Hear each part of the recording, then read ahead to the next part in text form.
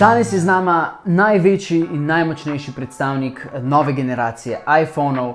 Ko ga prvič primemo v roke, vidimo, da je dizajn popolnoma drugačen. Ekran je za kak procent bolj zaobljen, noč so popolnoma odstranili za 20%, ampak šalo na stran, čeprav iPhone 13 Pro Max zgleda oziroma je podoben 12-ki, v sebi skriva kar nekaj novih stvari.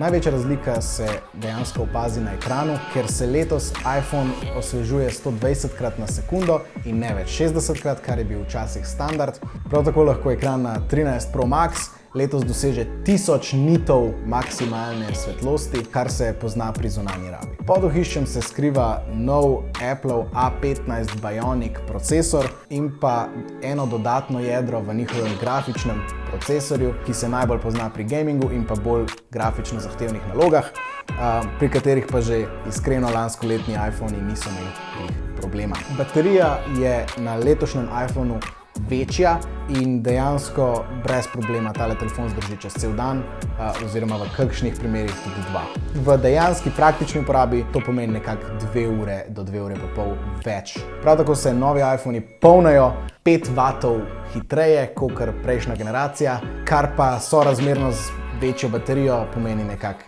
ista hitrost polnjenja. Kakor je že Jerry omenil, je v bistvu tale noč oziroma izrez v ekran za 20% ožji, ampak je mičken višji.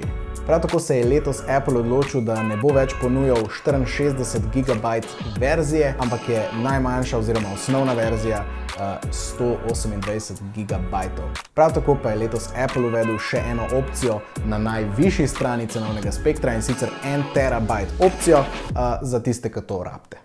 Za vse nadobudne ustvarjalce videovsebin pa bo letos Apple z enim od prihajajočih updateov omogočil snemanje v ProRes formatu, ki vam v postprodukciji omogoči večjo kontrolo nad sliko. Ampak več o kamerah, Jerry.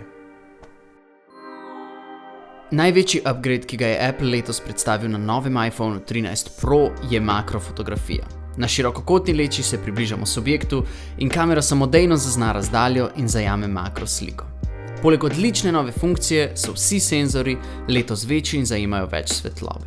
Telefotoleča ima tokrat 3-kratno povečavo in zajame večji spekter podrobnosti.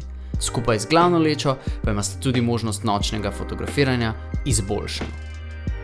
Video zajemanje na novih napravah je velik preskok od lanske generacije. Apple je predstavil novi Cinematic Mode, ki je za mlade ustvarjalce zanimiva funkcija. Poleg tega so nove funkcije še novejša verzija HDR-ja, fotografski stili in Dolby Vision zajemanje videa. Čeprav navidezno nova generacija iPhonov ne kaže nekega bistvenega napredka, vam ga zelo težko odsvetujem, ker kakor vam Apple pove vsako leto na njihovi konferenci, je to le najboljši iPhone, ki so ga kadarkoli naredili. Če hočete izvedeti še kaj več o iPhone 13 Pro Max ali preostali Appleovi liniji, so vam vsi na voljo na Telekomovi e-trgovini. Hvala za pozornost, mi pa se tako kakor vedno vidimo v naslednjem. Čau.